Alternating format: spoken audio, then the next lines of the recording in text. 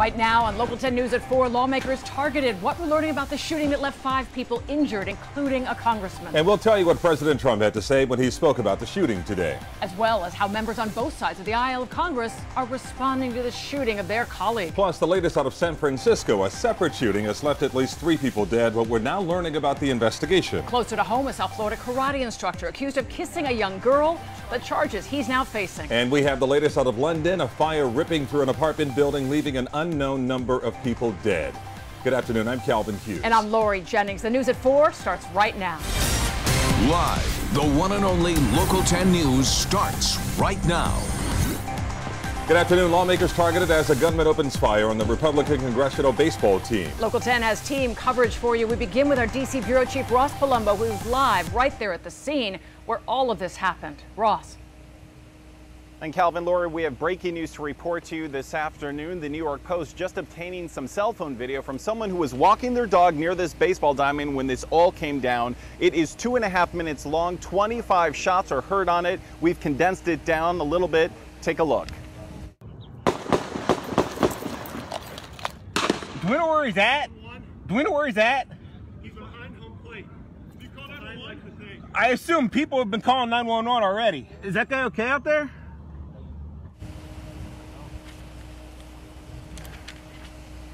Well, that video, very disturbing. That just coming into our newsroom. We'll have more on that coming up a little later in the hour. I want to update you on the conditions. 5 people shot.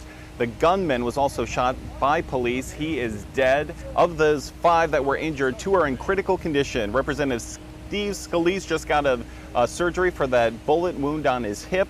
And Matt Micah, he's a lobbyist for Tyson's Foods. He was shot as well. He's in critical condition. The other 3 people are in stable condition at this hour. All of this happening at this baseball diamond back here behind me as the congressional team was practicing this morning. And I want to show you specifically over here, just near third base, that dugout. That's where the shooter was when this morning, as he just started firing. And then we start hearing gunshots about 5 feet from me. Bullets on one side, only bats on the other, and a congressional baseball team caught in the middle. And that's where I see one of our Capitol Police officers shooting from around the corner of the dugout, the first base dugout, towards the third base dugout where the man with the rifle is. That man hitting 5 people, including Representative Steve Scalise, left on the field screaming and scrambling to get out of the line of fire. I heard a scream from Steve Scalise. I don't remember what exactly was said because there was a lot of bedlam. Yeah, he was coherent the whole time, but boy, he laid out there for at least 10 minutes alone in the field, and we couldn't get to him while there were shots. Did the shooter say anything? Not that there was a lot of yelling going on. But suddenly, the yelling stopped. The shooter brought down by police. Rescuers rushed Scalise out with a shot in the hip and push him into emergency surgery. What did you think when you saw this? Wow, this is crazy. I better get behind cover. Just feet away, dozens had taken cover after a bullet came through the YMCA's weight room window. Hours later, they came out uninjured. I walked down a ramp in the gym, and a bullet passed through the area where I was walking about a minute later. So the odds are slim that I would have been there, but it's possible. Is this an assassination attempt? No, it's not an assassination attempt. The FBI has identified the shooter as 66-year-old James Hodgkinson, a home inspector from Illinois who recently moved to Alexandria. His social media littered with anti-Trump comments, the Bernie Sanders campaign verifying that he was once a volunteer. I am sickened by this despicable act, and I condemn this action in the strongest possible terms. One representative saying the gunman asked him if the players were Republican or Democrat before he started shooting. I'd like to know why he did it. I mean, I don't understand why he did it. Friends say they knew he was political, but never expected anything like this. I would never thought this would happen, period. Back out live now, you can see police are still on scene, several agencies, but the FBI is the lead investigative agency at this point. The perimeter is still closed. They are still examining the scene very closely. Again, the gunman was killed by police earlier, the president himself making that announcement. 5 other people injured, all of them in the hospital. 2 of those tonight are in critical condition. One of them, of course, is Representative Steve Scalise. Any new information, we'll get it out to you in this newscast. For now, though, that's the very latest live from Alexandria, Virginia. Calvin, Lori, back to you. And Ross, at this point, they're still going forward with the big charity game tomorrow? You know, Lori, it is an amazingly popular event here in Washington, D.C. The Democrats play the Republicans. This is a match that's been going on for more than 100 years. They were practicing here, the Republicans. The Democrats were practicing at another field, and they will go forward. They say this attack on this most American of pastimes will not be stopped by one gunman. And they've even added some new charities as well, along with the game, normally for the Boys and Girls Club. Thanks a lot there, Ross. We'll check back in with you a bit later on in the hour. We're also hearing from lawmakers today who are understandably shaken after one of their colleagues was shot. Continuing our team coverage right now, Local 10's Michael Seiden. He's live from Capitol Hill with some of the reaction from lawmakers. Michael. And Lori and Calvin, what started out as a routine day here on Capitol Hill quickly turned into an early morning nightmare. In fact, some members of Congress already inside their offices when they heard the news. In fact, we know House Speaker Paul Ryan was actually in the House gym. One of his aides had to tell him what happened. Now, as far as business here today, we do know that committee meetings, they have resumed, but as far as floor action, that has been postponed until tomorrow morning. But got to tell you, there were some really compelling moments here. There was video, pictures of some of those members who are out there at that baseball practice coming back here to the Capitol, still dressed in their baseball attire. Obviously, a lot of the lawmakers very shaken here, but I got to tell you, it was at noon today. That's when House Speaker Paul Ryan delivered an emotional speech, really calling for unity right now in D.C.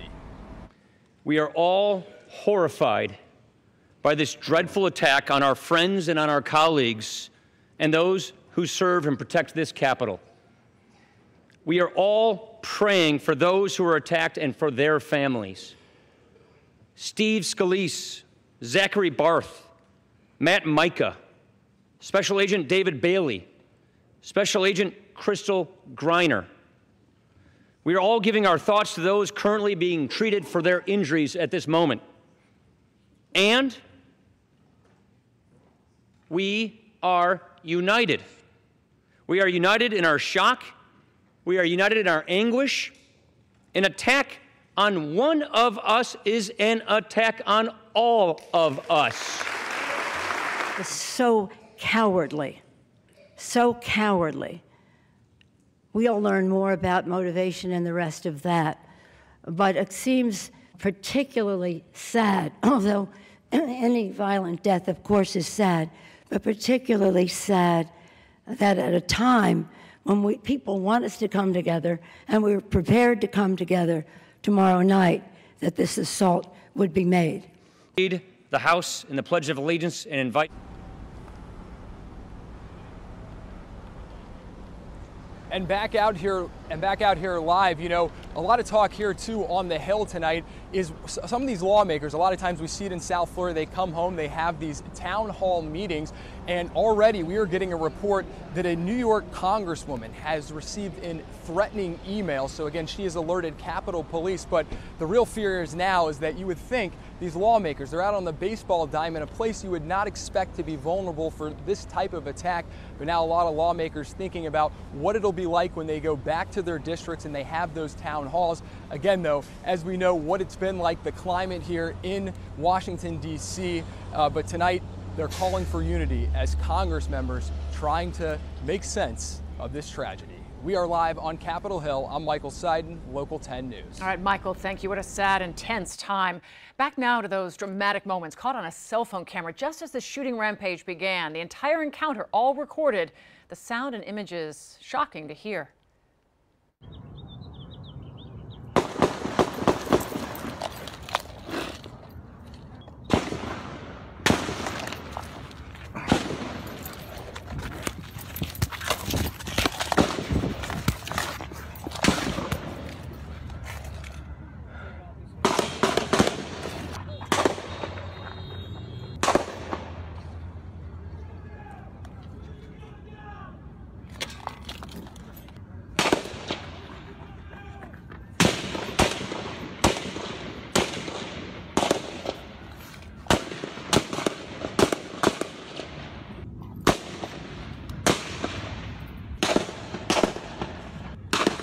where he's at? Do we know where he's at? He's behind home plate. You call 911? I assume people have been calling 911 already.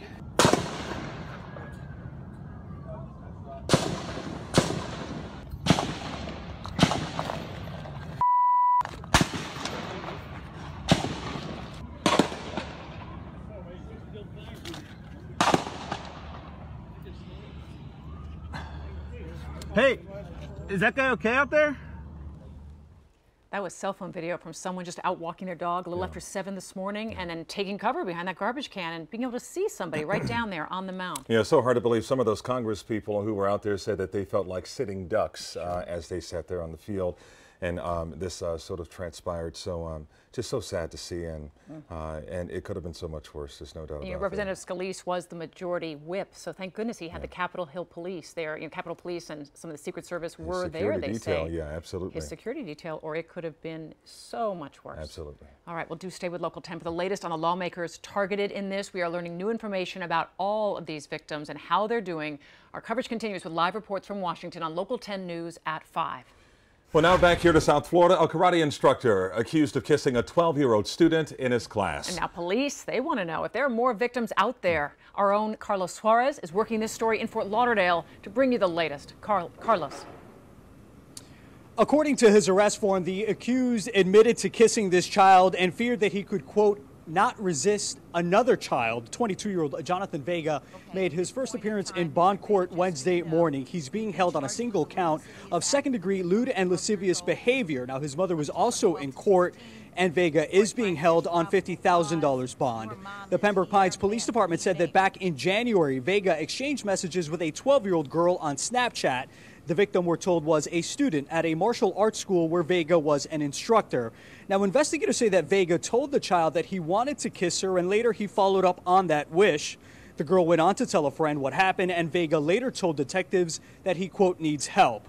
The owner of the business said that he fired Vega shortly after his arrest.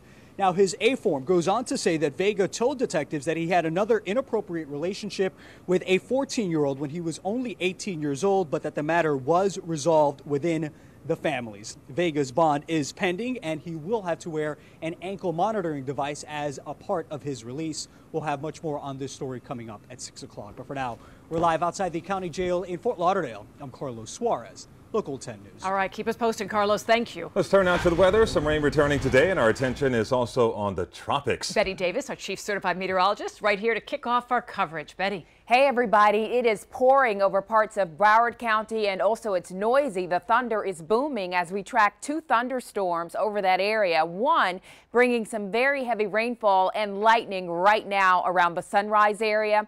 Heading toward the early evening, I do anticipate some weakening of these storms, but we could still have some spotty rain out there.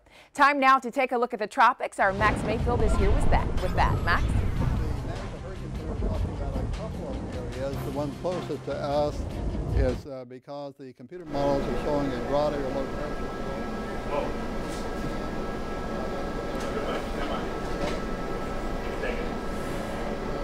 Max, we're having a difficult time with your microphone. We do apologize for that. We'll check back in with you just shortly at the bottom of the hour. Thanks a lot, Max. Meantime, the death toll continues to rise after a massive fire tore right through a London high-rise. 12 people are confirmed dead, and not everyone has been accounted for yet. With more on this tragedy, let's go to Local 10's Todd Tonga, joining us live now from the video report. Todd. Absolutely horrific. The pre-dawn fire ripping through this West London high-rise, and it housed dozens and dozens of families. In the pre-dawn hours, many of them were asleep. As you mentioned, Lori, 12 confirmed dead, 74 others in the hospital, 6 of them in critical condition, but officials certain that the death toll will climb as many were trapped inside the apartment complex screaming for help. I took my daughter and I just ran to the stairs, and soon I ran out, I saw already the fire holding one side, and inside we didn't know what's going on because nothing came inside, and we didn't know, no alarm, no water, nothing, you know, like it was very shocking. Residents of a West London apartment described their experiences as an early morning fire ripped through their 27-story building. Hundreds of firefighters and emergency workers responded, working feverishly amid reports of people trapped in their apartments. What was going through my mind is just want to save my family. I saw people jumping out the window, man. It was crazy. saw people jumping out the window. From where I was standing, all I could hear was screams, help, get me out. I heard people screaming, I heard people shouting. The building, Grenfell Tower, was built in the 70s and has been going through a $10 million redevelopment. It was home to 125 families. Mayor Sadiq Khan toured the devastation. He promised an investigation and thanked first responders for their work. And it's worth reminding ourselves that when there are these tragic fires, these emergencies, there are literally emergency services, our firefighters running towards the fire, running towards the danger, whilst encouraging others to run away. A tenant group had complained about safety, building safety at that high rise for some time. In fact, in a blog post for the Grenfell Action Group in November said, quote, "A catastrophic event will expose the ineptitude and incompetence of our landlord and bring an end to the dangerous living conditions," unquote. Of course, the official investigation continues as this moves from a rescue operation to a recovery operation. Inside the video report, Todd Tonkin, Local 10 News. All right, Todd, thank you. Still to come today, some current and former police officers arrested on fraud and racketeering charges. Coming your way at 4:30, what the current police administration has to say about this whole investigation. Plus, the latest on the search for a carjacking suspect who also led police on a chase. And police try to track down two men wearing clown masks who held up a South Florida gas station. Lori Jennings and Calvin Hughes on the one and only Local 10 News.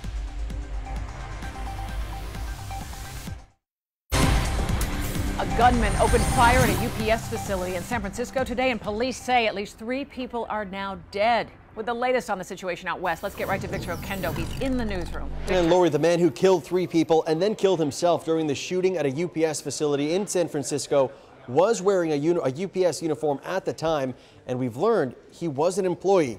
A witness says that he heard at least 5 gunshots and then saw UPS drivers running down the street screaming, "Shooter, shooter," after gunfire at this San Francisco package delivery warehouse. San Francisco police went inside that warehouse searching for additional victims and witnesses. And we just heard from a family member of one of the UPS employees this afternoon. She witnessed one of the victims get shot in the face, and she's really traumatized, and she couldn't speak at the moment. She was getting interviewed. That shooting led to a massive police response. A shelter-in-place warning was there for the surrounding area. Police are still advising people to avoid that area. Any new developments, Lori and Calvin, we'll bring them to you. All right, Victor, thank you. Your time is now 4:20. Big backups on I-95 north and southbound today in Miami-Dade. Janice Fernandez right here with a closer look at where those delays are. Well, we're starting with Northwest 125th Street. We are watching northbound and southbound. You could see northbound, that stop and go traffic in the regular lanes. Southbound also seeing some stop and go traffic. So we have 2 situations. Let's start with northbound. This crash is right around Northwest 135th Street. It is blocking 2 right lanes of traffic. So not surprised to see all the red here with speeds coming in 8 miles per hour. If you can, you may want to stick to the express lanes on I-95 northbound to avoid that backup. Also, as we look at the southbound lanes, is at Northwest 125th Street. We have this broken down car. It's blocking a right lane, and speeds there also really slow at this time, just 11 miles per hour. We also have to talk about this crash on the Turnpike. This is southbound as you're approaching I-75. There is a right lane blocked, and look at that, hardly moving at all, 9 miles per hour. Lori? All right, Janice, thank you. And now to an update regarding a robbery suspect wanted for stealing a musician's violin. On Saturday at a Publix grocery store in Miami, police say the thief used a crowbar to shatter the driver's side window of a car and take off with several items inside, including a cherished violin valued at more than $2,000. A witness at the scene snapped photos of the suspect. And today, with the help of those images, police were able to arrest this man, the suspect they were after. 51-year-old Matthew Fine is now charged with 1 count of burglary and 1 count of grand theft. The victim was able to get her items returned. Miami-Dade police are now working to track down a carjacking suspect who led them on a chase. This is a picture now from Sky 10 over the scene that captured this view in North Miami-Dade, where that suspect lost control and crashed into a ditch. He then ran away from police. We're told it all started after he threatened a woman waiting for her husband inside of her car and then took off with her vehicle. In both situations, no one was hurt, but the suspect remains on the run today. And in Lauderhill, 2 men wearing clown masks held up a gas station on Commercial Boulevard. They were armed with a gun when they ordered the clerk to hand over the cash from the register. At one point, you see her remove the tray to show the men she doesn't have anything left before they turn to leave. No word on how much money they got away with. Thankfully, the clerk was not hurt. Local 10 is staying on top of the situation in Virginia. 5 people have been shot, including a congressman. We have team coverage for you, and at 4:30 we'll have reaction from more lawmakers on this shooting in Alexandria. Plus, the latest out of Sweetwater, where former and current police officers are facing some serious charges.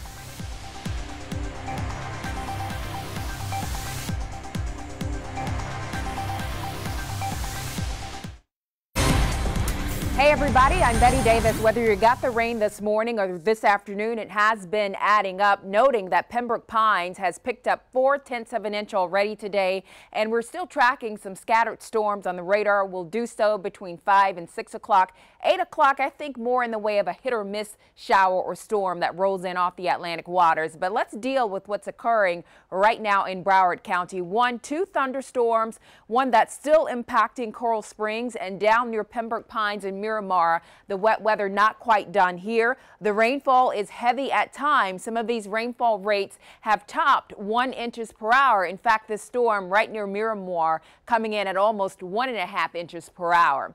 We'll have this type of weather, I think, for that area, maybe the next 45 minutes, and then thereafter we'll simply worry about any showers or storms that are offshore sliding in our direction on that southeasterly flow and generally pushing up toward the northwest. So our chances for rainfall are not over. You could say this is only the beginning. The forecast is actually looking wetter as we get into next week, but at least between Thursday and Friday, a 50% chance of rain out there. We'll have a lot more on the 7-day planner and what you need to be ready for coming up. Calvin? Okay, we'll keep the umbrellas handy. Thanks a lot, Betty. That'll do it for Local 10 News at 4. Janine and Victor have a look at what they're working for you just ahead. Calvin, Lori, thanks so much. Here's what's coming up all new at the bottom of the hour. We continue to track the latest out of Virginia, where a U.S. congressman is in critical condition after a gunman opened fire on the Republican congressional baseball team. Plus the charges former and current police officers are now facing and what investigators have to say about it.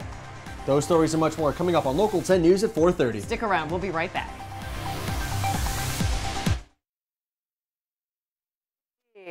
Local 10 News starts right now. Right now at 4:30, we continue to monitor the situation out of Alexandria, Virginia, where a gunman shot 5 people, including a United States congressman. We're told Republican House Whip Steve Scalise is in critical condition right now. And with the latest on the situation there, let's get to Local 10's Amy Viteri. She's in the newsroom. Well, Victor and Janine, a local hospital in Washington, D.C., saying Representative Scalise remains in critical condition, but gave no more details about his injuries. The congressman, one of 5 people shot, including that gunman who opened fire during a congressional baseball practice this morning.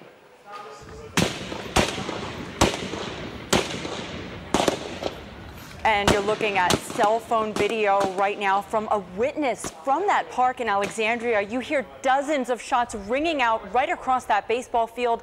A rifle-wielding gunman opened fire there on the unsuspecting lawmakers and others gathered on the field.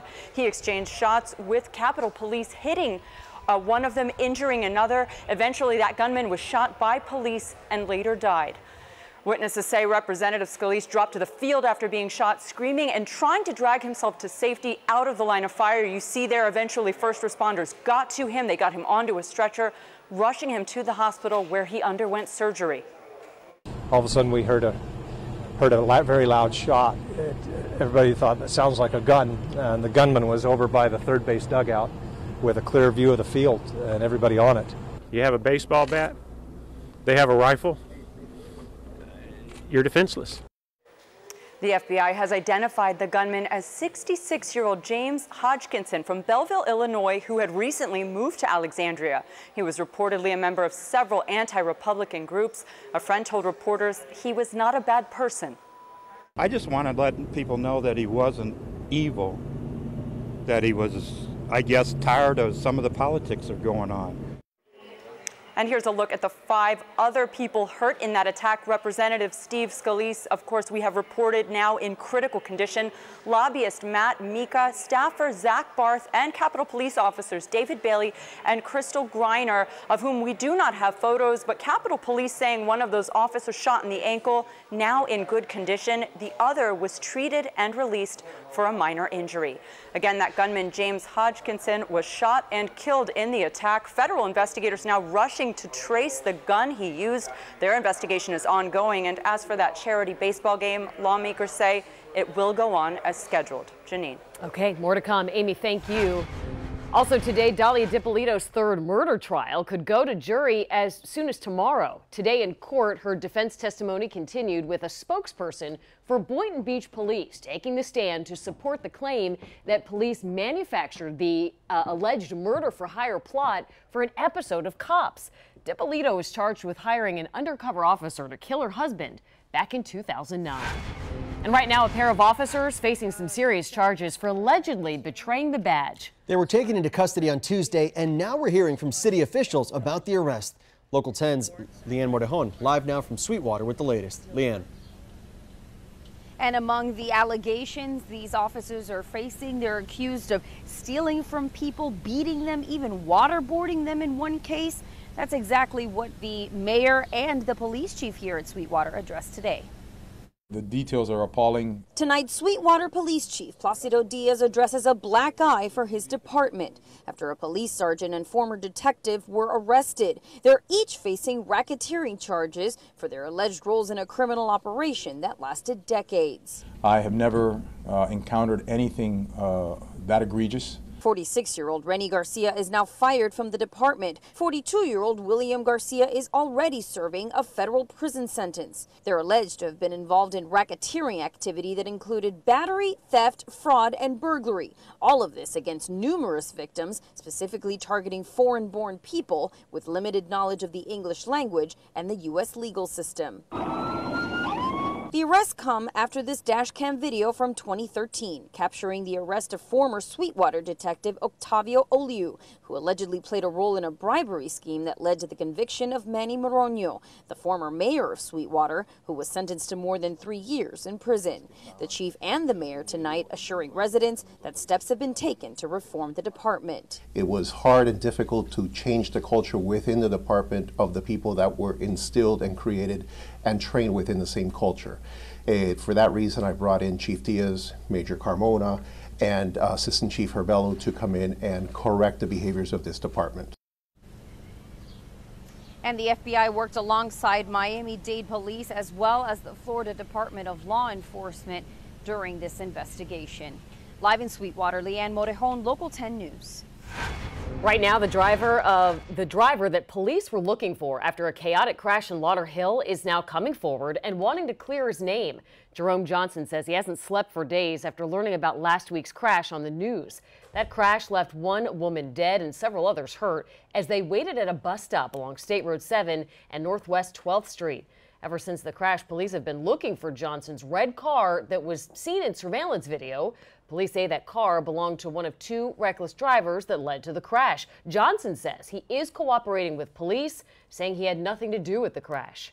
I was at my house the whole time. My car was not hiding. We've been cooperating with the police since day one. And Johnson is not facing any charges. A driver running red light struck a BSO deputy's SUV in Pembroke Pines. This happened during the morning rush hour traffic. You can see one of the front tires on that car is badly damaged, but we're told that no one was hurt. And two Georgia inmates who shot and killed two prison guards during a bus transport remain on the run. Authorities say that Donnie Russell Rowe and Ricky DuBose are being called dangerous beyond description. They are both believed to have taken off in a white Ford pickup truck. The two men were being transferred from one Georgia prison to another yesterday when they escaped and overpowered the guards. Police in Sanford are trying to track down a robber who terrified a cashier at a gas station. This surveillance video appears to show the man dressed in black just hopping over a counter and then forcing the cashier to open two cash registers. At one time, a customer walks up, but the robber points a gun at him. The man grabs the cash, runs out the door, and then fires a shot at the business. And right now, he's still on the run. A high school student in Washington State was walking home from school when she was attacked and robbed, and the thief was caught on camera. This video shows what happened last Thursday. This girl was walking in the rain with her hood up and headphones on when a man walked up behind her and punched her several times. He ran off with her phone, and police are now searching for this man and his getaway driver. Okay, right now it's 4:37. There are some serious backups on the Turnpike in Northwest Miami-Dade. Janice Fernandez is right here with a look. Janice, what do you see? Well, we're talking about the Turnpike southbound. This is right as you're approaching I-75. Really heavy delays here, all due to a crash. That crash is blocking a right lane, but we are seeing miles and miles of delays with speeds coming in, hardly moving at all, just 6 miles per hour. Also seeing some delays in your northbound lanes as well, with speeds there at 39 miles per hour. Taking you to I-95, where we're still waiting for this broken down car to clear out of the way. This is, again, I-95 southbound, Northwest 125th Street. That broken down car is blocking a right lane. Speeds are starting to pick up, but it's still going to be pretty slow. 25 miles per hour there. Victor?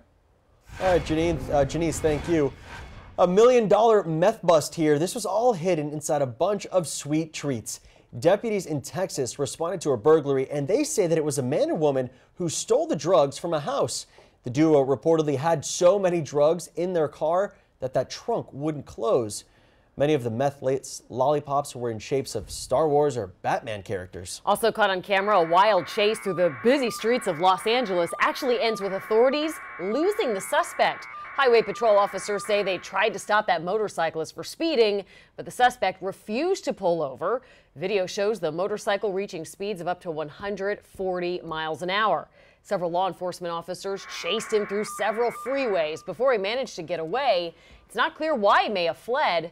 Police continue the search for that motorcyclist. With record-breaking heat continuing to hit states up north, there are concerns now over safety in the water. After the break, the dramatic rescue caught on camera that has officials warning people to stay safe at the beach. Plus, we're getting our first look at the remains of a Coast Guard ship lost 100 years ago this week. And in today's HealthCast, how an innovative medication could end up changing the way patients are treated for a debilitating heart condition. And I'm Lori Jennings in the newsroom. Disney honoring a 2-year-old boy killed by an alligator at one of their resorts. Right after the break, what the company is doing in the name of that young victim.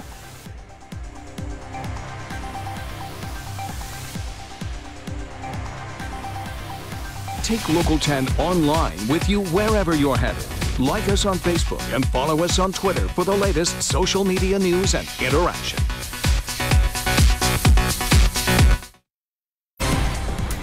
Disney is planning to honor a child who was killed by an alligator at one of its resorts 1 year ago today. Last year, 2-year-old Lane Graves was killed while playing at the Seven Seas Lagoon at the Grand Floridian at Walt Disney World. With more on how Disney plans to honor that young victim, let's turn to Lori Jennings in the newsroom. Janine and Victor, we all remember that awful day when the news first broke that a toddler was just gone at what's supposed to be the happiest place on earth. Both family members of Lane Graves and Disney are keeping quiet about that tragedy a year ago, but the announcement shows his death still has impact today. 1 year later, and 2-year-old Lane Thomas Graves' light will continue to shine bright with a tribute from Disney. That was his family's hope when an unimaginable tragedy literally ripped the toddler from their lives. The family was playing near the Seven Seas Lagoon at Disney's Grand Floridian Resort. Lane was scooping sand from a man-made beach when an alligator jumped from the water, pulling him in. His dad tried fighting that gator. It was hours until they would find Lane's body. Now Disney says they will build a lighthouse sculpture much like the one used as a logo for the foundation created in the toddler's name. Disney said in a statement that the sculpture will be, quote, a symbol of love and hope.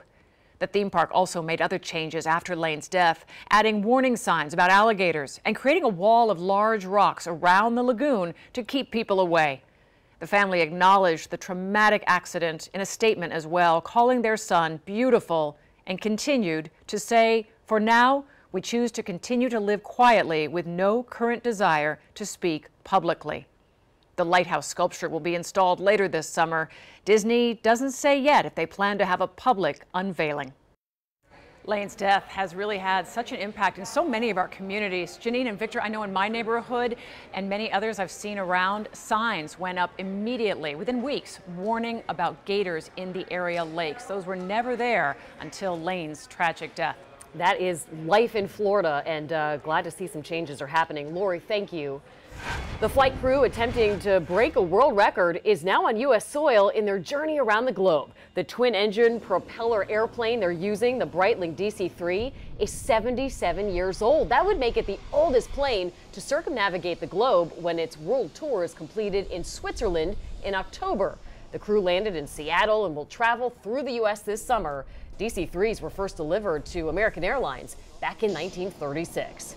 An historic shipwreck has been discovered off the coast of California, and for the first time, we're getting a look at the wreckage left behind. The Coast Guard cutter McCullough, which served in the Spanish-American War, was lost in a collision at sea off Point Conception. NOAA and the Coast Guard made the discovery in October, releasing this footage to the public this week to mark 100 years to the day since that ship went down. Anytime they discover a shipwreck here in our Santa Barbara Channel, which has so many of them, it's always exciting, and especially an important one like this. Point Conception, we call that the graveyard of the Pacific or the Cape Horn of the Pacific. It is not uncommon for sailors to have big problems at Point Conception. All members of the McCullough were rescued by the ship they collided with in dense fog, but one crewman died from injuries days later. Officials haven't determined plans for the next phase of exploration. The McCullough, but no portion of any government wreck may be disturbed or removed. A police officer and some surfers are now being hailed heroes for rescuing two people who were stuck in rip currents. Cell phone video captured the scene in the waters off Rockaway Beach in New York. The two men were in danger of drowning, but a 23-year-old NYPD officer happened to be right there and jumped into the water.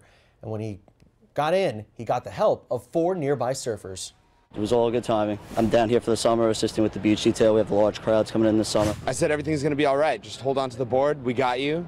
Just stay calm. Everything's going to be fine.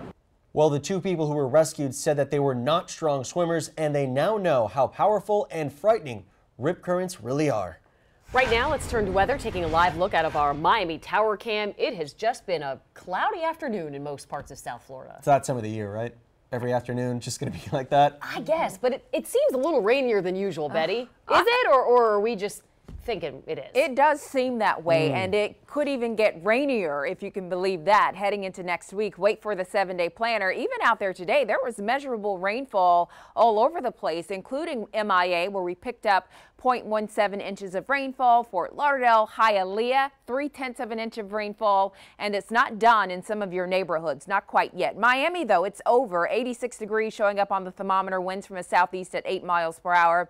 This forecast model seems to be indicating that we could have some showers and storms out there for the evening, but I think it's trying to locate most of that action inland or interior, and that's kind of how things are playing out right now, although any little shower over the Atlantic has the potential to cruise back into our direction and affect some areas along the East Coast and then maybe make that trip inland. But anyway, let's deal with what's now happening for Broward County, where we've been tracking these 2 thunderstorms impacting areas like Coral Springs and also down into Weston. This storm is not quite over, but it is weakening. We see that the lightning has diminished with this in a tremendous way, but up around Parkland, the Sawgrass Expressway, the rain is still coming down, and where we see the yellows, we know that denotes the heavier rainfall, so about a ½ inch per hour, still in some spots. This is lifting up toward the northwest. That's the general direction of the rains that we're seeing right now over Broward. It's just not ending soon enough. Here's the view around Davie. Heavy downpour over you right now, and as that's lifting up toward the northwest, it looks like Sunrise, you could get into a bit more of that rainfall as well. So once that sort of diminishes and gets out the way, I think a lot of Broward will go dry, and then later tonight, whatever's over the Atlantic waters has the potential to move into a few of the neighborhoods across South Florida. But over the next 24 to 48 hours, the expectation is more showers and thunderstorm activity impacting South Florida, and it could land in the areas, the drought areas over to the west and up to the north that really need it. This forecast model indicating that between Thursday and Friday, there could be some spots west of us that pick up an additional 2 to 4 inches from the rains that we get. But the rain chance for tomorrow goes as high as 50%. There's also a 50% chance of rain on Friday and Saturday. And the little switch in the forecast for Sunday, Father's Day, it now looks like we could start to get into an even wetter pattern Sunday and Monday. So lots of sunshine down the road. Doesn't look like it's going to play out that way. Janine? All right, umbrella's handy. Betty, thanks. New York detectives are on the hunt for 2 men who pelted a man with avocados and bananas. Take a look. This is surveillance video from last month showing them viciously throwing the food. We're told they had been angry about a food order at the deli. The employee behind the counter had to be taken to the hospital in serious but stable condition. He actually suffered a broken jaw along with fractures and a cut to his face. A woman from Detroit is now suing Delta Airlines over an assault on board a flight last year. The woman says that Christopher Finkley put a hand under her shorts while sitting in an open seat on board of a flight. Finkley was sentenced to a week in jail after pleading guilty to simple assault, but now she claims that the crew allowed him to roam despite exposing himself earlier while in first class. Happened was simply unacceptable. I am here standing up not just for myself, but to make sure that sexual assault on an airplane never happens again to any woman ever. Delta says that it's dismayed by what happened but declined to comment on the lawsuit. ExpressJet Airlines, which flies as a Delta connection and is also being sued, also declined to comment. The amount in controversy exceeds $10 million. Topping today's health news, an innovative medication may change the way patients are treated for a debilitating heart condition. Local 10 medical specialist Christy Kruger has details in her HealthCast. Well, this trial involved more than 100 patients from more than 35 different centers all across the U.S. and Canada. They all had SVT, that's also called supraventricular tachycardia. Well, a new calcium channel blocker given in a fast-acting nasal spray was shown to quickly stop any kind of heart episodes in this very specific group of patients. SVT is a very common rhythm disturbance. We see it in many patients coming to the emergency room where they present with palpitations like their heart racing. Many of them will just show up with dizziness or lightheadedness. Traditionally, when patients have these types of symptoms, we actually have to administer medication through an IV, through a vein. Cardiologist Dr. Adam Splaver says if approved, this new nasal spray could help patients with SVT avoid hospitalizations for more invasive kinds of treatments. And when it comes to cutting the risk of irregular heartbeats, guess what? A tasty treat may do the trick. Research shows that eaten in moderation, of course, chocolate could reduce the risk of irregular heartbeats by about 20%. This study analyzed the dietary habits of more than 55,000 adults and found that 2 to 6 ounces of chocolate every week has a heart protective kind of property to it. The antioxidants in chocolate, especially dark chocolate, are what makes it so beneficial. Of course, eating too much can lead to weight gain and other health problems, but a couple of pieces of dark chocolate a week, like an apple a day, may keep the doctor away. With your HealthCast, I'm Christy Kruger. All right, that's news you can use. Christy, thanks. Still had multiple casualties at a San Francisco UPS center. Coming up on Local 10 News at 5, what we're now learning about the shooter. Plus, people in one community welcome their state's first new liquor store in more than a decade.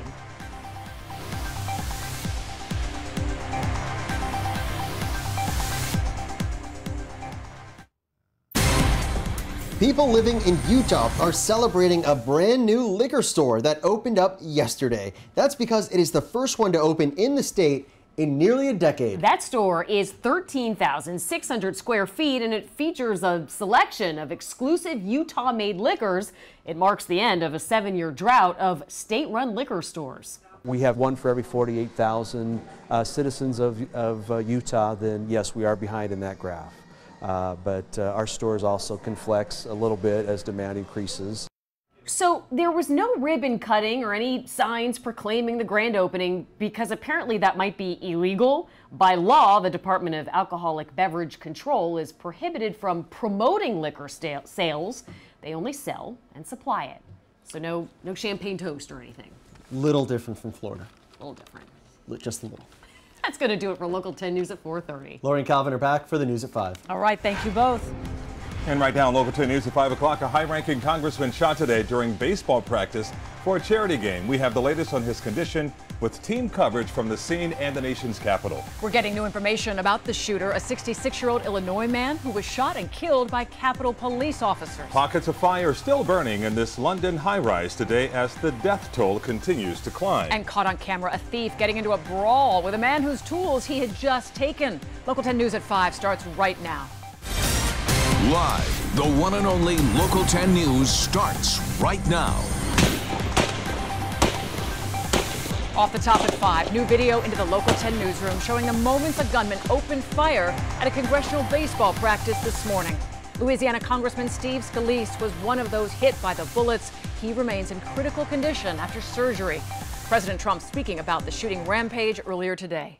America is praying for you, and America is praying for all of the victims of this terrible shooting. Capitol Police shot and killed the gunman, 66-year-old James Hodgkinson of Belleville, Illinois, a town just across the Mississippi River from St. Louis, Missouri. We have live team coverage of the shooting rampage for you. Local 10 D.C. Bureau Chief Ross Palumbo live at the scene of the attack in Alexandria, Virginia. Michael Seiden gathering reaction from members of Congress today. We'll get to Michael in just a minute. But first, let's begin with Ross, who's been on the scene since early this morning when this story broke. Ross. Well, Laura and Calvin, 5 people in all hit, 2 of those in critical condition at this moment, the other 3 in stable condition. It all happening right back here on this baseball diamond early this morning. And take a look at that dugout out there right next to third place where the FBI right now is working. That's where the shooter was, where he fired off dozens upon dozens of rounds, all of it caught on a new piece of video detailing everything. Bullets ring out at least 25 times. People can be seen running. Do we know where he's at? Do we know where he's at? He's behind home plate. You call 911? I assume people have been calling 911 already. Then shots of a player down on the field. Is that guy okay out there? Then this video of rescuers rushing in. Oh, that was one hell of a way to start the f***ing morning. And those who lived it now telling the inside story. And that's where I see one of our Capitol Police officers shooting from around the corner of the dugout, the first base dugout, towards the third base dugout where the man with the rifle is. That man hitting 5 people, including Representative Steve Scalise, left on the field screaming and scrambling to get out of the line of fire. I heard a scream from Steve Scalise. I don't remember what exactly was said because there was a lot of bedlam. Yeah, he was coherent the whole time, but boy, he laid out there for at least 10 minutes alone in the field, and we couldn't get to him while there were shots. Did the shooter say anything?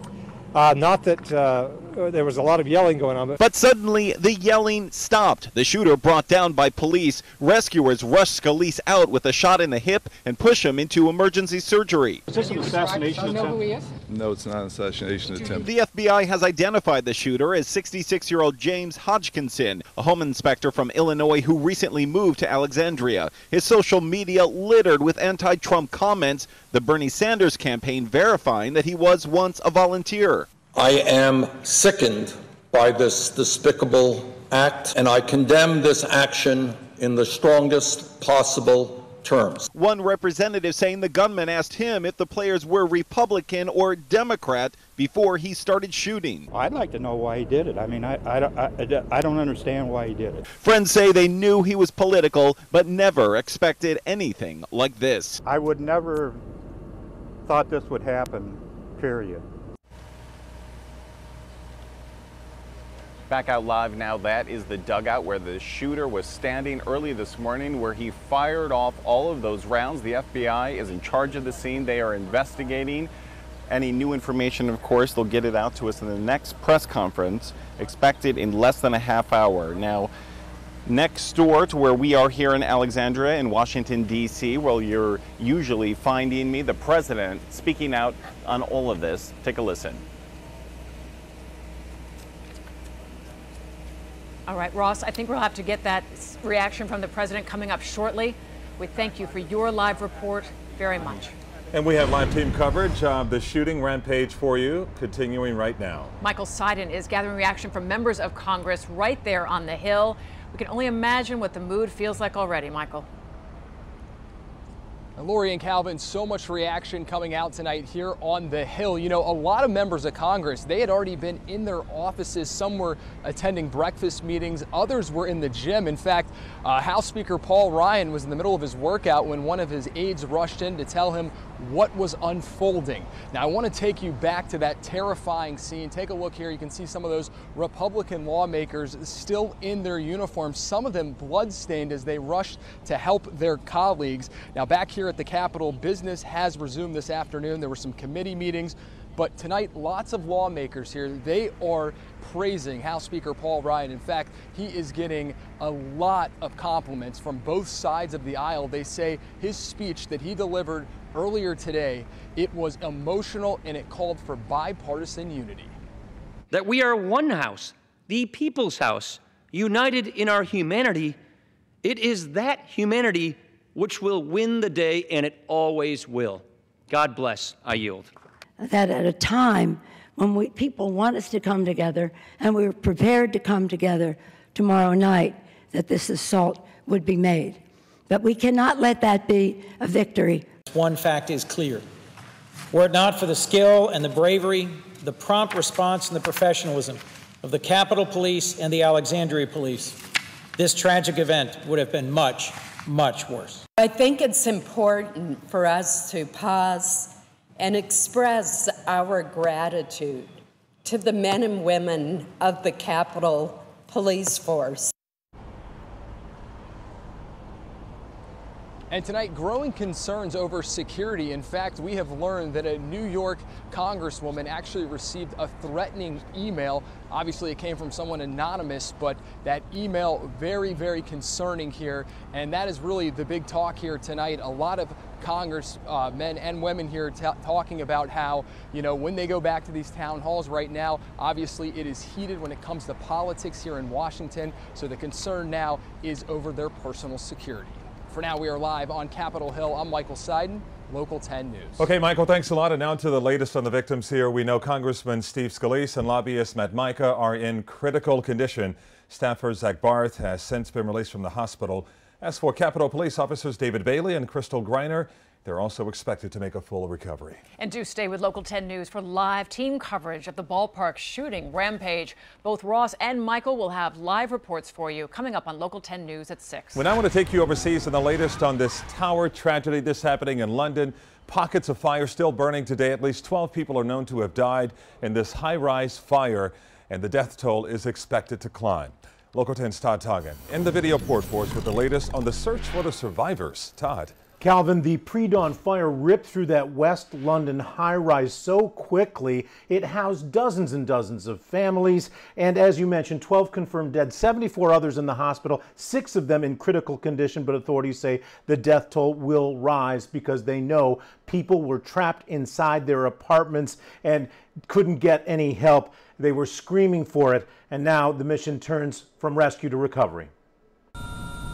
This high-rise apartment building ravaged. The structure, home to some 600 people, scorched by the raging inferno that burned for more than 15 hours. Residents say the fire broke out just before 1 a.m. and engulfed the tower within 30 minutes. Yeah, there was smoke everywhere, literally everywhere. There was people downstairs, people screaming. Fast-moving flames and thick smoke trapped people inside. What floor are you on? 7, yeah? Firefighters arrived on the scene within 6 minutes, but were blocked by the heat and falling debris. In my 29 years in the London Fire Brigade, I have never seen a fire of this nature. Residents doing anything to stay alive. People jumping out literally and putting sheets down to try and get out of the building. Windows exploding, big massive pieces of debris falling to the floor. Yeah, people have jumped off because they had no other option to. How high up? The top floor. This man and his family made it out safely. The smoke everywhere, people screaming, the other neighbors were coming out. There was a fireman there going, get out, get out. Many rushed to the scene looking for missing friends and relatives. I'm looking for my brother. This woman's sister and nephew are still unaccounted for. At this point, police say they still don't know what started that fire. It's going to take a period of time before we truly understand what has occurred, what has occurred, and the investigation will be complex and, as you would expect, very, very thorough. But they may be able to start online, and that's because a tenant group had complained about building safety for quite some time. In fact, a blog post for the Grenfell Action Group in November said, quote, a catastrophic event will expose the ineptitude and incompetence of our landlord and bring us an end to these dangerous living conditions. Of course, the official investigation will be looking at this and many other factors. In the video port, Todd Toggin, Local 10 News. It's such a busy news day, Todd. Thank you. Another developing story out of San Francisco where 3 people were killed in a shooting rampage today. The gunfire played out at a UPS customer center. Investigators say the gunman was dressed in a UPS uniform and was once an employee there. 2 more people were wounded and rushed off to the hospital. As soon as officers started to close in on the shooter, he turned the gun on himself. Right now, that scene does remain active. A motive behind this whole rampage still isn't clear.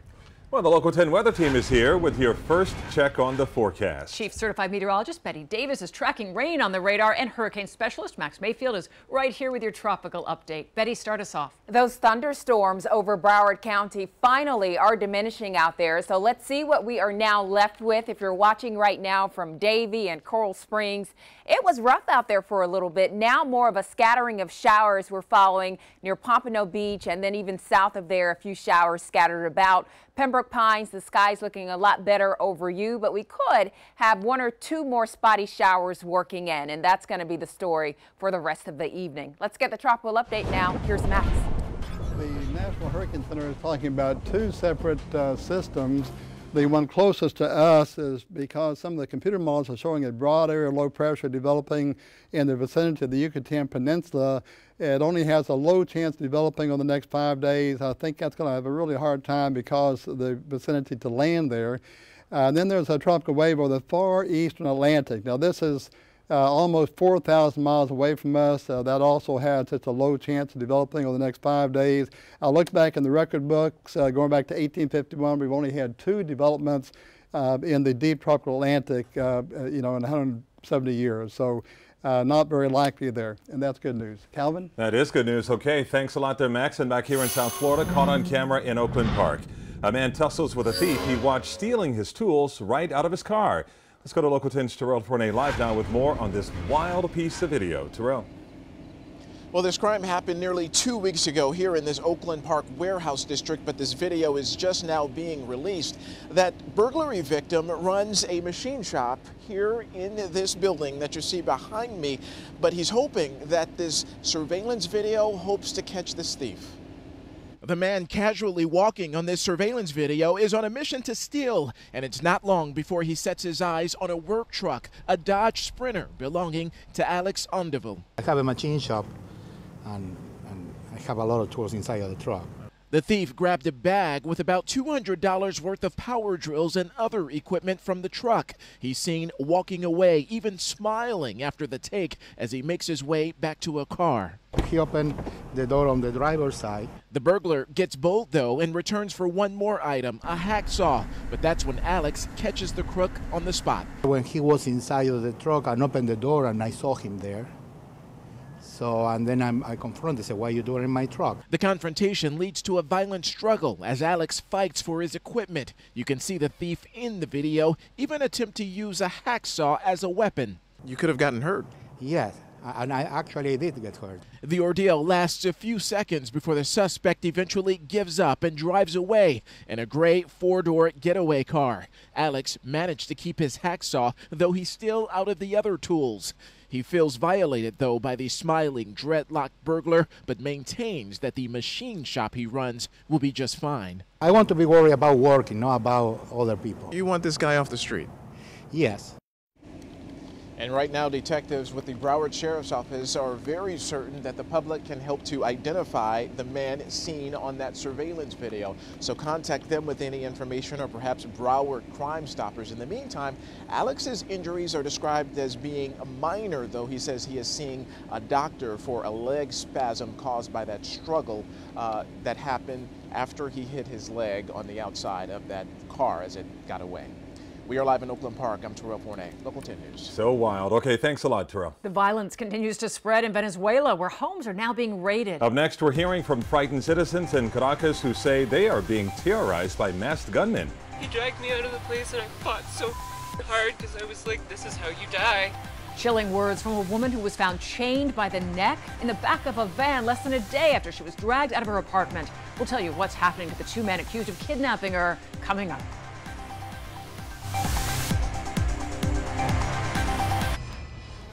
Some Venezuelan college students are walking across the country to protest the Maduro regime.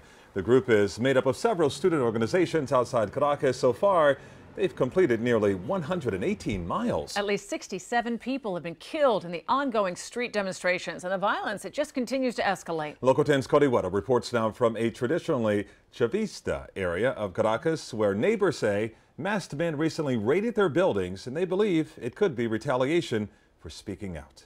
Residents in this mostly pro-government area of Caracas have often faced the consequences for speaking out against the government.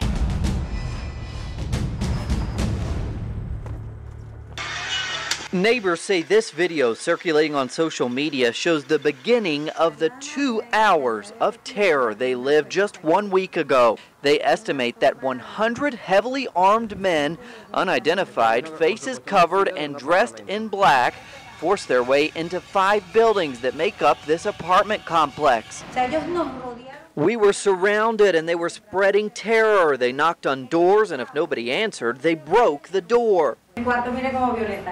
Neighbors who agreed to show us around say the group of men set out on a path of destruction, breaking anything in their path. Kicking down doors, the footprints still visible. They broke security systems, broke into cars, stealing sound systems, even breaking the lights above. But even more frightening for some was when they knocked on the door. This lady who didn't want her face shown says she watched as they opened fire on the neighbor's door who didn't answer, then turned to her apartment. They came in my house, looked through my stuff, moved the furniture to see if anybody was there. She also says they stole her cell phone. Residents now say they believe the group was investigating the death of a National Guard soldier who may have been shot from the building. But they also believe it was meant as an act to discourage more anti-government protests like these. Affected neighbors now meeting, saying they are victims of state repression. And journalists are known to face intimidation in these areas as well, so we have had to work quickly, and now that our presence has been noticed here, we are getting out of here. In Caracas, I'm Cody Weddle, Local 10 News. Okay, Cody, thanks a lot. Let's turn to the weather because especially in Broward County, there is a bit of rain and storms moving in. Yes, absolutely. Betty, any chance it'll be out of here before Father's Day? It'll be back in here. That's the way we want to put it. The rains are actually diminishing over Broward. So, Lori, I think you'll have a decent dinner break out there. 89, by the way, was the high temperature today in Miami. Our Mount Sinai Medical Center tower camera. I know it doesn't look so good out, but the heavy rainfall that some of us dealt with earlier, it is starting to peter out. By the way, we picked up almost 2/10 of an inch of rainfall out at MIA. Winds from the northwest, 7 miles per hour there. Temperature of 83 degrees. Still plenty of clouds hanging around, and we won't rule out a hit or miss shower, but you'll see for yourself the rainfall is not necessarily widespread at this point. At one point, Broward had 2 big storms covering up areas like Coral Springs and Davie, down toward Pembroke Pines. Miramar had some heavier rains earlier, but things are starting to look a lot better. Although for South Central Broward, I'm watching everything that's happening in North Central Miami-Dade because some of this rainfall that's impacting Hialeah over toward Opelika, some of that may try to build back up toward the Miramar area or at least lift up in that general vicinity. Notice Northwest 57th Avenue getting some wet weather right now. Otherwise, we look to the showers that are offshore, and with that onshore movement, those winds generally from the east-southeast, more southeasterly, I believe, today, that will tend to push more of this into some of your communities. So even for the rest of the evening, we're not going to rule out a spotty shower or storm showing back up tonight. We do have showing up on the water vapor imagery some semblance of an upper level low helping to keep the weather unsettled. Even as this feature weakens tomorrow, our weather will not be a picture of stability. We stay in a southeasterly wind flow. Can't rule out some showers and storms, and so goes the story for the rest of the week. Rain chance 50% Thursday, Friday, Saturday, and then by Sunday, we're now taking it up to 60%. We could have some extra tropical moisture getting infused into the situation early next week. We could be dealing with some bouts of heavy rainfall, but still a few days to watch how that all plays out. For now, plan on showers and storms at times. Calvin? Okay, so we will be on the couch this Yes. weekend. Yeah, you don't want to have a choice, you know. Watching movies, watching Yeah. sports. Get the tie and socks. There you go. Yeah. Maybe a few surprises. All right, we'll see. Well, still to come today. We continue to follow late-breaking developments in our top story. Lawmakers ambushed during a congressional baseball practice.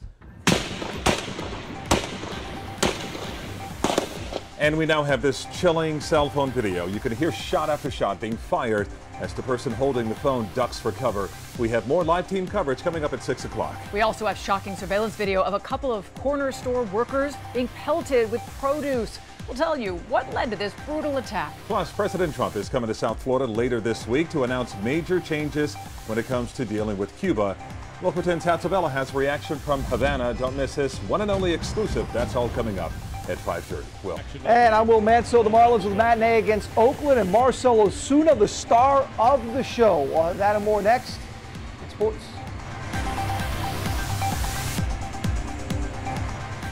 Local 10 Sports with Will Mansell.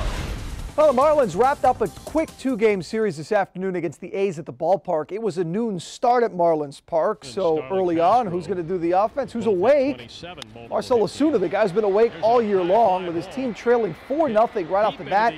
Ozuna, a solo home run to get it started, and boy, the Marlins would get a lot more after that. Tyler Moore wants more. Moore, a solo shot of his own. Oakland still had the lead, though, by the 7th. It's all Marlins. They are blowing this thing out. Giancarlo Stanton wants to get into the act. Normally, he's the one hitting the home runs. In this case, it's just the single. Still effective, scores D. Gordon. The Marlins score 11 times in this game. Get a quick two-game sweep. They head to the road to Atlanta on Friday, 11-6 the final today. Ahead at 6, a wild scene at Dolphins camp. You hear that? You see that? That's a swarm of bees. They dropped by practice, Lori and Calvin. Not only were they there and looked like that, but they actually affected practice and what the players were able to do. We'll have that story coming up for you at 6. Oh, yeah. Not fun. Makes you run fast, I give you that.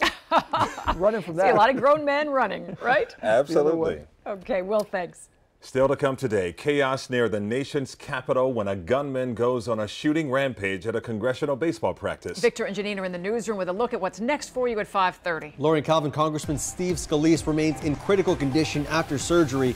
He was one of 5 people hit by bullets before Capitol Police could take out the shooter. We'll have another update on this developing story in just minutes. A South Florida police agency is responding today after 2 of its officers were arrested and accused of betraying the badge. Plus, we'll show you how South Florida students are learning what it takes to become a doctor or nurse, coming up in today's My Future, My Choice report.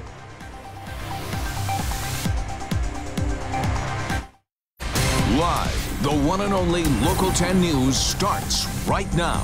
Right now at 5:30, a Louisiana congressman and 4 others rushed to the hospital this morning after they were shot during baseball practice. We're now seeing video of the frightening moments that gunman started shooting and didn't stop for nearly 10 minutes. Capitol Police shot and killed the gunman, who's been identified as 66-year-old James Hodgkinson of Belleville, Illinois. Congressman Steve Scalise remains in critical condition after surgery for his gunshot wounds. Meanwhile, we're getting new information about the fast response by Capitol Police. Local 10's Amy Viteri is in the newsroom with the latest. Amy. Victor, Representative Steve Scalise in critical condition, as you said this evening. The hospital treating the congressman has provided no other information on his injuries. He's one of 5 people hurt after a gunman opened fire during a congressional baseball practice this morning. And you're looking at cell phone video from a witness at that park in Alexandria, or rather, this is video of the area where that shooting happened. There were dozens of shots, as you said, that rang out near that baseball field you're looking at. Plenty of people out this morning walking their dogs. A man carrying a rifle started firing at lawmakers, and others gathered on the field. He exchanged shots with Capitol Police, hitting one of them. The other was hurt in the chaos. Eventually, police shot that gunman, who later died from his injuries. And we have video of Representative Scalise loaded onto a stretcher being treated there. Witnesses say they heard him scream after being shot. He was lying on the ground in the middle of the field trying to drag himself to safety. With those shots still being fired, his colleagues unable to get to him. First responders rushed him to the hospital where he underwent surgery. All of a sudden we heard a very loud shot. Everybody thought that sounds like a gun, and the gunman was over by the third base dugout with a clear view of the field and everybody on it. You have a baseball bat, they have a rifle, you're defenseless. The FBI has identified the gunman as 66-year-old James Hodgkinson from Belleville, Illinois, who had recently moved to the Alexandria area. He was reportedly a member of several anti-Republican groups. A friend told reporters he was not a bad person. I just want to let people know that he wasn't evil, that he was, I guess, tired of some of the politics that are going on. And today, the president reacted to the attack, praising the Capitol Police officers who were there with Scalise, who, as House Majority Whip, gets a security detail.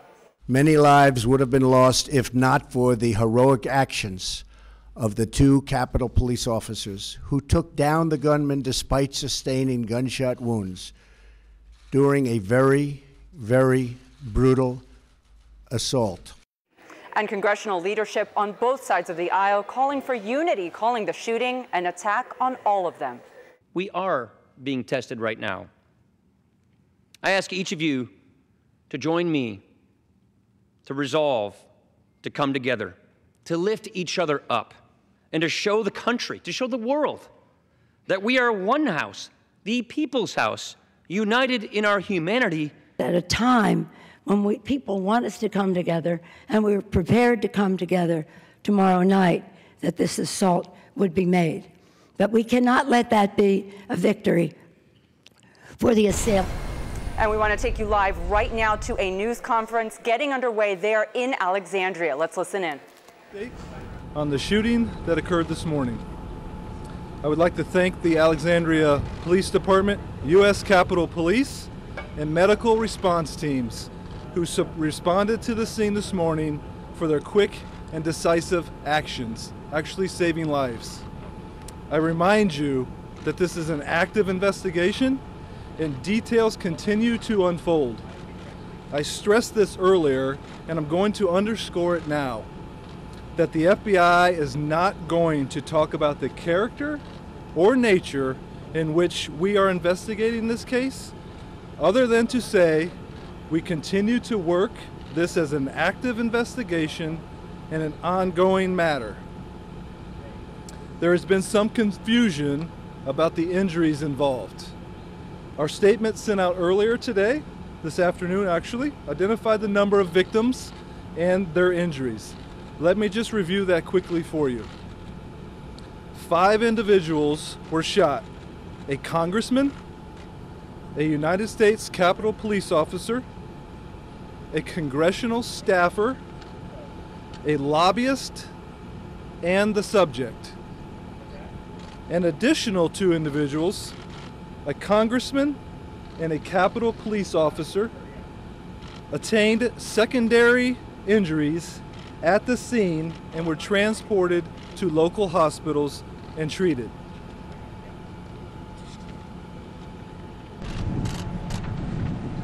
As for the subject, and this is the only time that I'll be referring to him by his name, this afternoon we released a statement noting that the subject name was James Hodgkinson, 66 years of age, of Belleville, Illinois. He succumbed to his injuries at the hospital, and the DC medical examiner has issued the cause of death as multiple gunshot wounds to the torso. The FBI has issued a seeking information poster identifying the shooter, and it can be found at www.fbi.gov.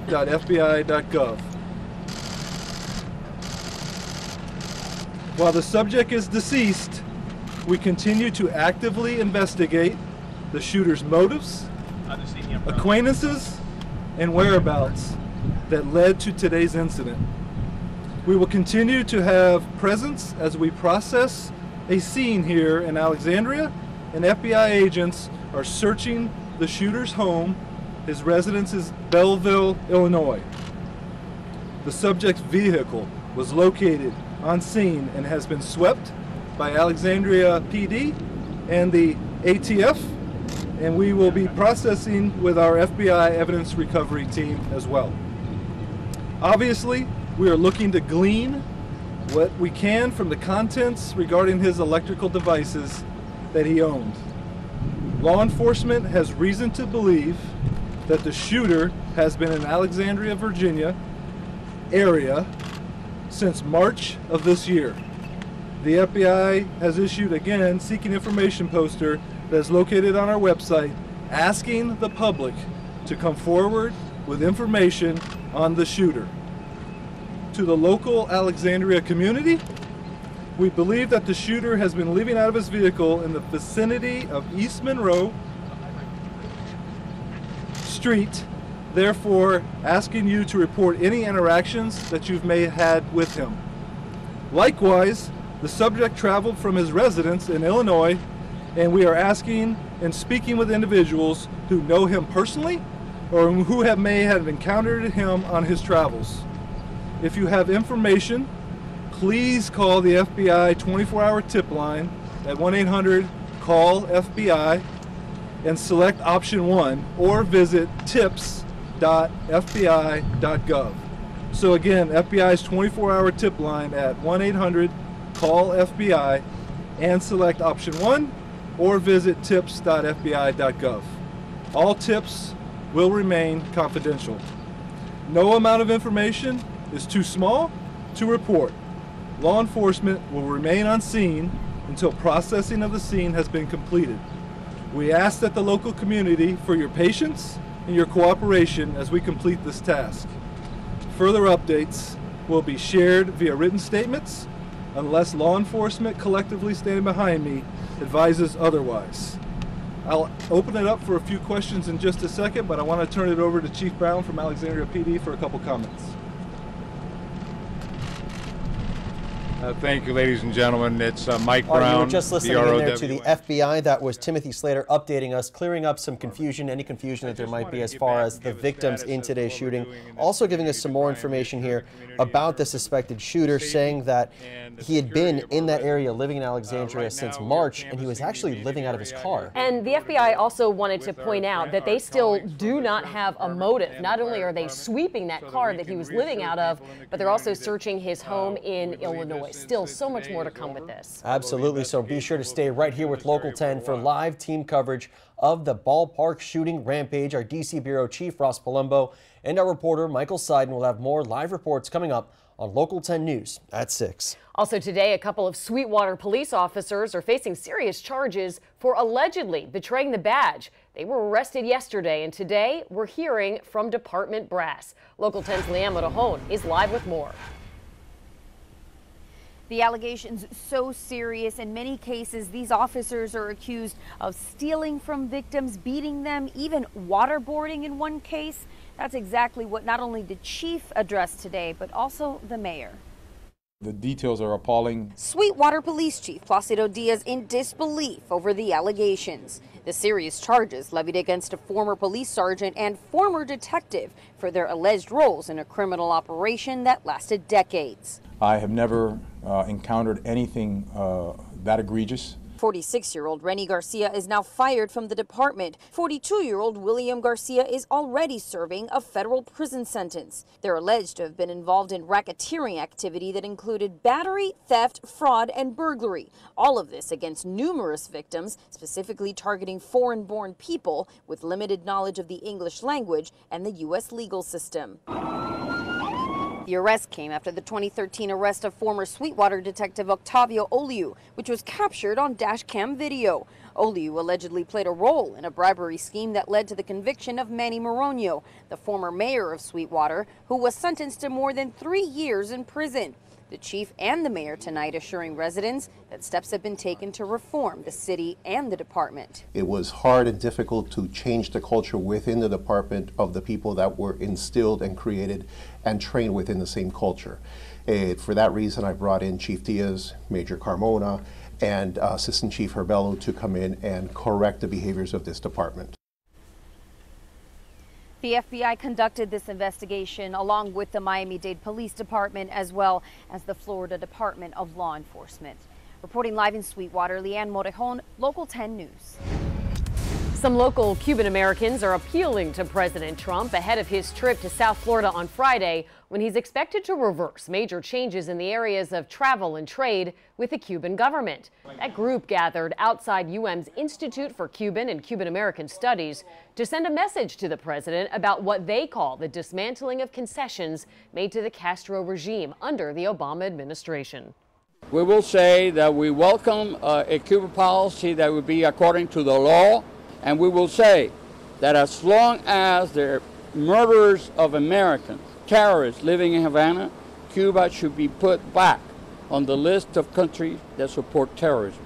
The group is also calling on the president to meet with the family of one of the men killed in the failed 1996 Brothers to the Rescue mission. At this point, however, it's unclear if today's shooting in Virginia will have any impact on the president's trip. And we're also getting more reaction to the expected policy changes from the island.